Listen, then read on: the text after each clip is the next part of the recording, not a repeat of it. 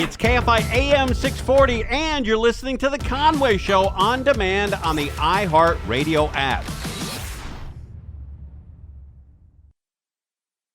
It is The Conway Show. Mark Thompson sitting in for Tim, who is, as you know, the holidays roll around, and Tim is taking some, as they say, much-needed time off. I don't know that Conway is in a much-needed time off situation, frankly. I mean, I'm just saying, seems to kind of float in here and float out. I think he does a great job. I call him like the jazz pianist of radio because he finds the pocket. Yeah, you can give him anything, or he can just find anything and riff his way to mastery. So he's like, a jazz piano riffer. But the idea that he would need a much-needed rest, that's all I'm saying. I don't think it's... I would contest how needed it is. All right, that's all I'm trying to say. But look, I think we started awkwardly, all right? That's not really what I meant. When you first piped in, it was a little bit of a quick ramp-up in your voice there. I have to say, it wasn't like let's go. It was like and hey, everybody. We have all kinds of stuff today. In fact, there's at least one story related to the holidays and related to health that truly blows me away. And I'll share that with you upcoming, as well as a major premiere of a film about Dick Van Dyke. And it's a sign of the times that I, of course, grew up with Dick Van Dyke. Many of you grew up with Dick Van Dyke, but I think those of us who grew up with Dick Van Dyke somehow, this guy's a show business legend. I mean, he's transcended any 1, 2, 3, 4, 5 projects to be this kind of entertainment icon, right? And yet, what I lose track of is that there are people who don't know who Dick Van Dyke is, which is astounding to me. And one of those people is working on this show right now. That's right. Richie, who's producing this show, he said, and I've got this, the director of that Ivan Dyke thing. Oh, come on. Ivan Dyke thing. He's Dick Richie's Van He's too busy Dyke. producing right now. Oh, unbelievable. You know what's funny? And what I love about working in news and everything, I'm learning something new every day. What a great spin on it. Yeah. Yeah. I learned who the Dodger guy was. What's his name? Crozier? Vin Scully? That guy. Oh, yeah. About 3 years ago. And yeah, legend. Well, I have to say that Dick Van Dyke and Vin Scully, in their respective professions, might be comparable. I mean, I think when they start naming streets after you in Los Angeles, you're a big deal, and there are, streets named after Vin Scully, at least one. Vin Scully was a broadcast, Hall of Famer. I mean, he may be, on the Mount Rushmore of broadcasters when it comes to sports broadcasters. And similarly, Dick Van Dyke would be on the Mount Rushmore of entertainers. So I'm going to just a couple of quick follow-ups. I don't mean to make this about you not knowing something. I really know. It's more out of curiosity. Are you familiar with Mary Poppins? Of course. Okay. The original Mary Poppins, though, you probably never saw then, right? Or did you? I did. The original with Julie Andrews? Yes. Oh, not the one that came out like 2 years ago? Yeah. No, definitely not. So, do you remember that there was somebody else in Mary Poppins besides Julie Andrews? Vaguely. Okay. I mean, the guy who was the chimney sweep, he's kind of a big deal in the movie, kind of has a prominent role. No, but you know what? I have homework tonight. I'm going to rewatch it, and I'm going to look back, and I'm going to be like, oh, yeah. Now I know what Mark T was talking about. Right. I'll take things that will never happen for 500, please, Alex. Yeah. I'm going to go right home and watch that, Mark. You're not going to go right home and not watch that.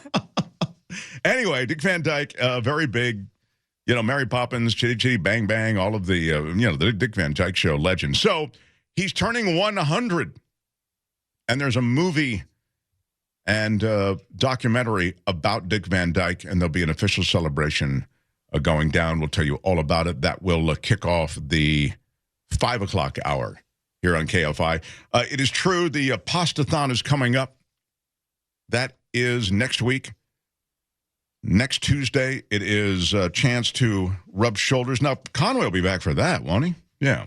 Yes, he will definitely be back for that. Yeah. Look, we had a kickoff on it on Friday at the Yorba Linda. I heard it. It sounded crowded. It was one of the most energetic remotes that I've been a part of. Wow. It was crazy, especially when we hit right at 4 o'clock, man. It was a cacophony of sound. Yeah, it was really something. I heard a bunch of it. It sounded really exciting. Great people. Big kickoff for the night. I think we took in a little over at least 11 grand just to start the night off. Wow. Well, it's one of these things, the Pastathon, of course, that has, germinated through the years and become a real thing. Again, substantial momentum. It was just an idea. It was just an initial effort with Chef Bruno and with Michelle Cube and Katarina's Club, and now 25,000 meals a week to kids in need in Southern California. So Giving Tuesday is next Tuesday, a week from tomorrow. And the entire broadcast schedule will be there at the Anaheim White House on South Anaheim Boulevard. And you can donate anytime. KFIAM640.com/Pastathon. 100% of your donation goes to Katarina's Club. And, Smart and Final's involved. And there are all kinds of other ways to donate. Wendy's, restaurants in Southern California. But in any case, we'll be there a week from tomorrow. There is news across Southern California that is bizarre and, frankly, a bit disturbing. There was a police K-9 shot and killed by a suspect. This is one of those awful situations. It starts as a traffic stop in Burbank and then leads to a shootout with officers. And before you know it, you've got deaths. Yeah. Suspect jumped over the freeway embankment wall onto a nearby residential area. The K-9 caught up with him, and the suspect fired multiple rounds, striking the K-9. Then he fled on foot. So I don't need to tell you that K-9 officer is the oftentimes label is applied to K-9 work. K-9 rushed to an emergency veterinarian for treatment, did not survive. Spike is the dog's name, described as an intelligent and devoted partner. Recently had celebrated a birthday. The suspect hid in the neighborhood for hours after allegedly shooting the dog. Big response from additional K-9 units. Also, crisis negotiators, SWAT was brought in around midnight. Police say the suspect began shooting at officers and hit patrol vehicles that were parked nearby. So that's why I say it starts as a traffic stop, and before you know it, you've got all of this going down. Officers returned fire, hit and killed the suspect, who hasn't been identified. A handgun recovered at the scene. And it's a sad loss of life. This community in Burbank, racked by this kind of incident. And then this dog, which had, or who had done such work with the law enforcement officers, Spike, loses his life. There was a procession held for him. The word from Burbank Police Lieutenant Derek Green is, I'll give you the quote, "This is no different than losing a police officer. These are police officers. It's a dog, but it's part of our law enforcement family. These police K-9s are essentially a partner to their handlers. He served our community just like any of the men and women are serving our community alongside him. We know that the people that are associated with him and affiliated with him are really suffering today." There'll be a public memorial for Spike. They're still working out timing. For now, people are stopping by, and there is a memorial that is growing as people pay their respects for this fallen K-9 officer. Ugly incident, ended ugly for all concerned, but that, of course, really a loss that will linger. When we come back, to me, one of the most outrageous, bizarre, and a bit disturbing stories of the Christmas season. And it has to do with gift wrapping. Yeah. This will blow you away. We'll have the story next. Mark Thompson here sitting in for Tim Conway Jr. You're listening to Tim Conway Jr. on demand from KFI AM 640. I thought you were back timing that, Ollie, just so it seemed like it was pretty close, actually. Like that old school back time the vocals. I tried, no quite though. Yeah, very strong. KFI AM 640 live everywhere on the iHeartRadio app. Mark Thompson for Tim Conway Jr. with Crozier and the crew. I have to tell you that that song is from, I assume that's the Jimmy Cliff version, right? And Jimmy Cliff passed away, right? That 81-year-old Jimmy Cliff was amazing. Big reggae guy. Brought reggae, many attribute the worldwide popularity of reggae to Jimmy Cliff. 81 years old. But was it Cool Runnings? Was that the name of the album where that song, was that the song that came back during Cool Runnings? Sounds right, yeah. Yeah, and that was about the Jamaican bobsled team. And that emergence of Cliff after that was really owing to that movie. And he just was a giant of the reggae genre. Amazing guy. And, the harder they come, you can get it if you really want. Many Rivers to Cross, and these are all songs from him. Wonderful World, Beautiful People. Isn't that a Jimmy Cliff song? I love that song. So this is a kid who was the product of a family that split. His parents separated when he was just a baby.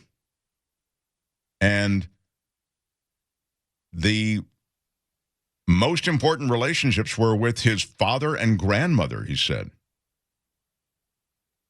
The father was a very, very strict disciplinarian. Grandmother played an important role in his life. He said, I was always singing, but I was told I was singing the songs of the devil. My grandmother, though, always said, leave the boy alone. He's going to come to something one day. And his childhood was filled with music, included church music. They lived apparently near the Monkey Rock Tavern, which pumped out music all day and night, he said. And he called that venue his heaven. Anyway, just an amazing guy, Jimmy Cliff. He, in 1965, he signed with Island Records, and that blew him up. And that's when Wonderful World, Beautiful People hit in 1969. He did Wild World. He did a cover of that Cat Stevens song, Wild World. Even as I'm saying this, I'm thinking to myself, we just have been through this. Richie doesn't know any of this stuff that I'm talking about. This guy was really major, really major. And it's a rich life, well lived. Jimmy Cliff, again, having brought reggae to a global audience, dies at 81 today, Grammy Award winner. So this is a story that is bizarro, and yet, I don't know, maybe there's something to it. The idea that you could get a paper cut, and, I mean, it's gift wrapping season. So, in a way, you're entering this really dangerous period. But there is a phenomenon associated with a paper cut that then turns into a desperate emergency, urgent situation. Don't take my word for it. Take the word of this news person who's going to fill us in. Hard to believe this woman's red and swollen hand is from a paper cut. And it looked like Sunday's ham. It was really icky looking. Could you believe that big of an infection happened from simply a paper cut? It had to have happened so fast. I've never had anything like that happen before, ever. Melinda Howard says she was breaking down cardboard boxes for recycling after moving into a new house in Mississippi when she nicked her hand. We had mountains of these cardboard boxes in our living room, and I was really tired of looking at them. One of them just caught me just right. Didn't think much of it. Not at Oh, it's a common enough occurrence to get cut. The 63-year-old ultra-marathoner wrapped her hand with a bandage. A week later, My hand started hurting, and I showed my husband. He's like, oh, holy cow, that's bad. So he about stuffed me into the car, and away we went to urgent care. it's a warning to be extra careful about paper cuts this holiday season when wrapping and unwrapping gifts. But what makes Melinda's infection so severe is that for years she had been taking the steroid prednisone, a commonly prescribed medication to reduce inflammation. But one side effect, it thins the skin. My skin Well, it is thins like the skin, and I somebody think in it their also. 80s. Can you stop it for a tears second? Or easily. no, once we started, we can't stop it. The prednisone, I think, side effect also is that it reduces your immune efficiency, I believe. I mean, I think you become more susceptible to infection. Check me on that. But I'm pretty sure that that's right. Anyway, so she's a longtime user of prednisone for I think it's one of the most powerful anti-inflammatories there is. Anyway, back to the story. Go ahead. My skin is like somebody in their 80s. It tears easily and gets cut easily. This is what Melinda's hand looks like today. It's healing up nicely. It looks great. Yeah. It looks great. Feels like it could be a drop. So it has a happy ending. People have been asking me how my hand is doing. I think it's doing better, she said. She posted this on social media. This is where everybody shares all of their medical problems on her X account. The swelling is pretty much gone. It is red. The scabs are gone. The redness is much better than it was. It's kind of muted. My rings spin on my fingers again. This makes me very happy. She does seem like one of those happy people, I have to say. So maybe, that happiness comes from within and helps the curative power of attitude. Anyway, that is our big segment on paper cuts, everyone. And I want you all to both stand in wonderment, also take it as a cautionary tale. And I'm glad it took every engineer in the iHeart building to put the GD thing on the radio. Excellent. All right, when we come back, what is that? What is that? Is that the only thing? That's the only thing this computer can play? Richie! It can't play. Blame Bring it on those Richie. engineers back. All right. KFI AM 640. It is the Conway Show. Thompson sitting in for now. You're listening to Tim Conway Jr. on demand from KFI AM 640. Mark Thompson for Tim Conway Jr. here with the Crozier and the crew. Richie is producing today. Is Angel doing traffic today, or she's... Nope, Mike Morris. Mike Morris on traffic. I just got a note that you need a little background on this, but Courtney just sent me a note that this is with an exclamation point. Liberace's house is for sale. It's in the valley. Now, Liberace, Richie wouldn't know Liberace, but Liberace was this... He doesn't.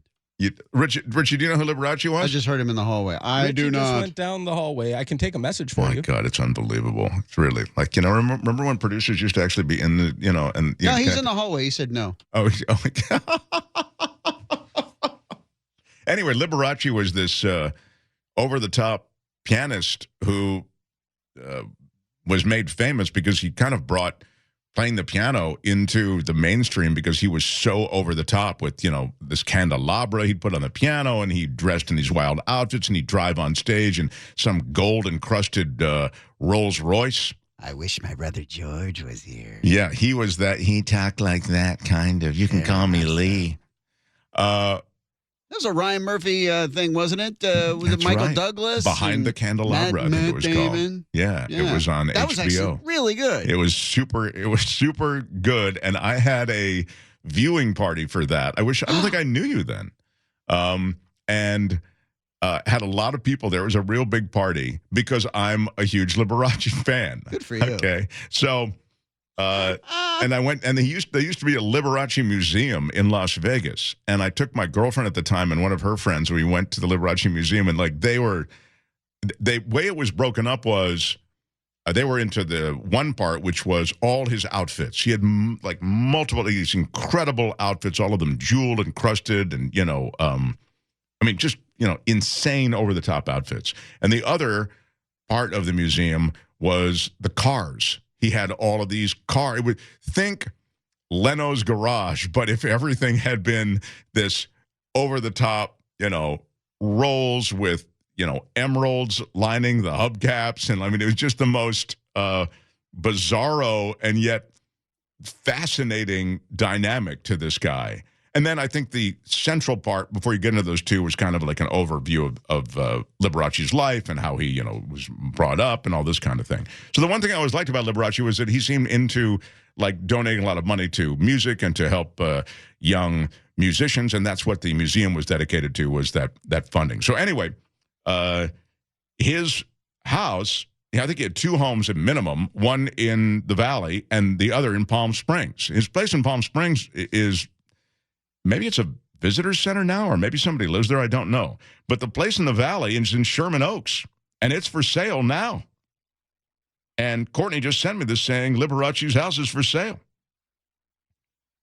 4 bedrooms, 4 baths, almost 4,000 square feet, and a swimming pool shaped as a Crozier. A violin. It's shaped as a piano with the piano keys there as well. But apart from that, I'm looking at the pictures. It doesn't look ostentatious. It doesn't look Liberace-ish. Exactly. There's nothing at all Liberace about the place. And the man could flat out play too. Yeah. He really could play. Yeah. But he really just sold it. It really, what? No. He wasn't straight? Who says? I don't. First of all, you have no way of knowing that. And secondly, I'd like to be sure of that before you go further. But it doesn't matter to me. But Can we get some confirmation, please? Yeah, it doesn't. I don't care. But I'm just saying it. It's kind of, I don't know what makes you say that. Anyway, guess the asking price for Liberace's home in Sherman Oaks. Sherman Oaks. 4 bedrooms, 4 baths, 3,907 is the square footage. What do you think, Croge? 4.2. Good guess, but $1 million high. They want. Oh, I was going to say 3.5. They want 3.2. You're almost. You're just $1 million off.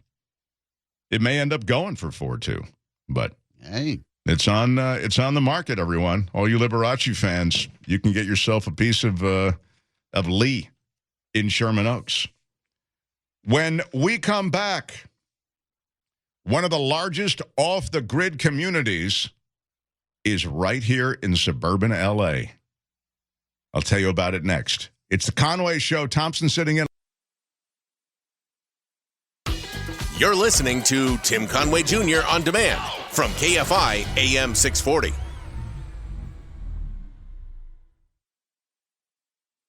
Mark Thompson for Tim Conway Jr. The holidays. It's a big. I don't know what that is. Do you guys hear that, or is that? Am I having a stroke right now?